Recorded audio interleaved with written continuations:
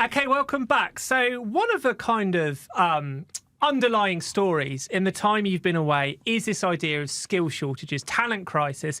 Particularly, we've seen this across the ADF. Now, I've heard whispers that the RAF is kind of struggling to recruit fighter pilots, but you're saying to me, you said before, they've got a strong pipeline. What are you hearing? Because at the moment it feels like, is it a problem that we haven't got enough people or not enough interest, or has that changed recently? What are you hearing about this? Well, it's interesting, and being the CEO of Afterburner means that I get to work with a lot of fighter pilots from a lot of different services, even from Poland, the Royal Air Force. So you have this huge network, and now I'm in the US. I mostly have US fighter pilots working in the business, and it's a manpower issue. Now, it's not a recruitment issue because recruitment's looking pretty healthy. It's a retention issue. And the challenge we have is that there is a significant rollout of the top of experience. So most fighter pilots have a 10-year commitment. The UK, US are a little bit different. They try and, I'd say the word incentivize, but probably the opposite, try and keep their pilots in for 20 years before they get a pension. In Australia, you can leave after your obligation, which is around 12 years, including training, with a healthy pension. But what's happening here is a lot of pilots, more than ever now, are leaving at that 12-year point. And where I live in Miami is a big cargo hub. So like Atlas Air has a huge operation there. In fact, it's most of their operations out of Florida. And there are an inordinate number of fighter pilots that are going straight over 80 to 100K sign-on bonus and captaincy within a few years. And they're kind of working 6 months of the year versus staying in the military, or they're going into the Middle East, Qatar, Kuwait, Saudi, and in pilot training there. The workload is half. The challenge is the more senior you become as a fighter pilot, or any pilot in any squadron, not even fighter pilot, but in the military, you get more and more management roles. You still got to be competent at flying an airplane. In the average airline, all you do is fly an airplane. Or if you're in a management role, you do a lot of management and a little bit of flying an airplane. But pilots, whether you're a Herc pilot, C-27, P-8, as you get promoted, you have to be as proficient as you are with your management. So, blind Freddy will tell you eventually you burn out. I'd throw on top of that, and particularly in the US, the operational demand. You're seeing pilots away 6 to 8 months of the year, and then again, and then again, and then the tinderbox fires up from the Middle East, and you've got F-35s and F-20. Again, the pilots are deploying, and these people need to sustain a family. And what's more expected now is the way that society has gone, particularly post-COVID, where everyone's used to people being around, that you're home, that you're spending time with your family. So there's a lot of stress being introduced into relationships because, whether it's the husband or the wife that's at home and the fighter pilot who's away, that stress is just not worth it. When I can be an airline pilot, I've got control over my schedule. I'm away 3 days, maybe 4 of the week, or if I'm international, I'm away for a week and then back again.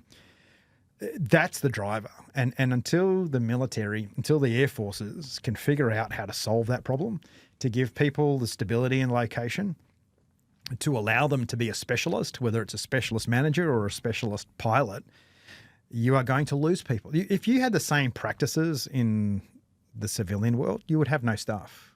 Like you just wouldn't. In the post-COVID, hey, I'm going to work from home now, or I'm going to get another job. That's what's happening in the military. It's just the new job is the airline. Now, I've also worked very closely with a couple of airlines consulting, again, just, with the aviation background and being in business now for 20 years. Sometimes I get called across into airlines to work with pilots to help explain the business demand and what that means to them as pilots.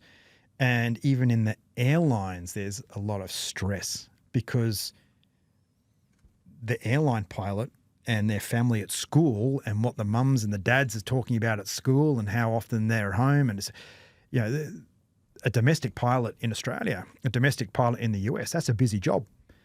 And you have to show up. You can't just get on a Zoom at 9 or a Zoom at 12. And you have to switch on.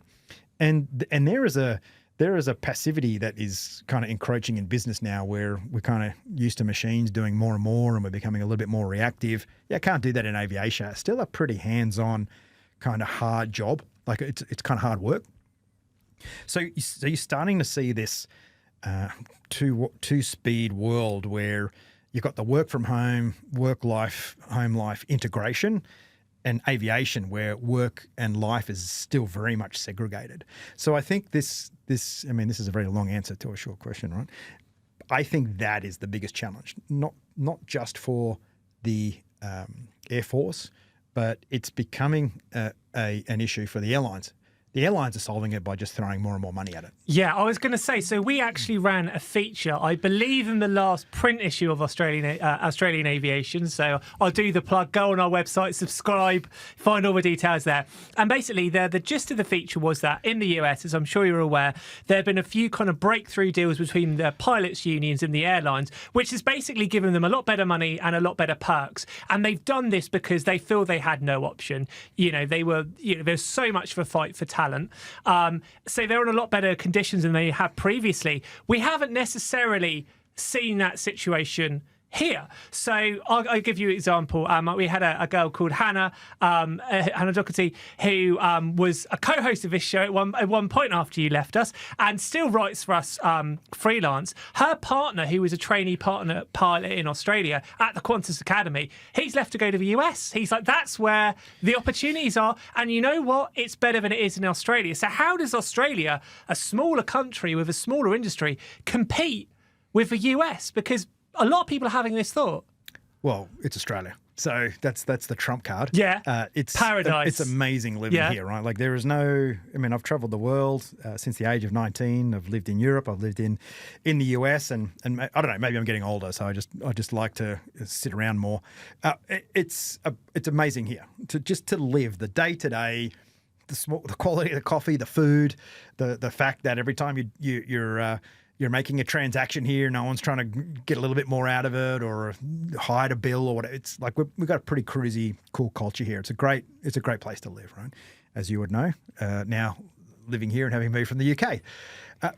But when people are young and it's an adventure, that's what you're going to go and do. Now, the problem with that in Australia is, based on the seniority model that our airlines run, you go and get a fast track to a captaincy in a regional airline in the US, and before you know it, you're a United captain at the age of 32. If you ever want to move back here again, you're back in as a second officer at Qantas, or you're going in as in the right hand seat, a Virgin or Bonza, and you're not going to see a captaincy for 15 years.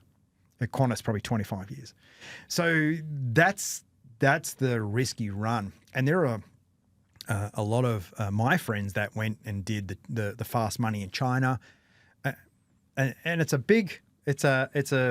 bitter pill to swallow, because you've gone from earning 250 or 300K as a captain, even domestic in the US at the moment, and then you're back here on 150, 160, maybe even 120, depending on what airline you're at an entry level job, which is entry level for an inordinately long period of time.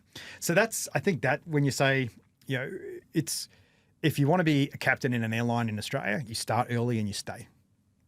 If you want adventure and you don't want to be a captain in Australia, then go overseas. That's pretty much the end of that story. And I think why I don't think it's a purely an Air Force fighter pilot issue. I mean, the Navy is struggling to hold on to officers as well. To be at sea for 6 months of the year. I mean, even those deployments have got smaller and smaller for lifestyle reasons and family reasons. So I think this is where what can we do about it? I don't think we're going to have a problem retaining pilots here, as long as the remuneration is enough to pay the mortgage, have a Subaru, get your kids into a decent school. I think most people are happy with that. If you want the BMW and the lifestyle options, go fly for Qatar, go to Emirates, don't pay your tax, but you're not going to come back and get that's such an Australian thing to do, isn't it? Do your time, get in early. You've done your 30 years. Here's your capo. Enjoy the last 10 years. That's how our society works here.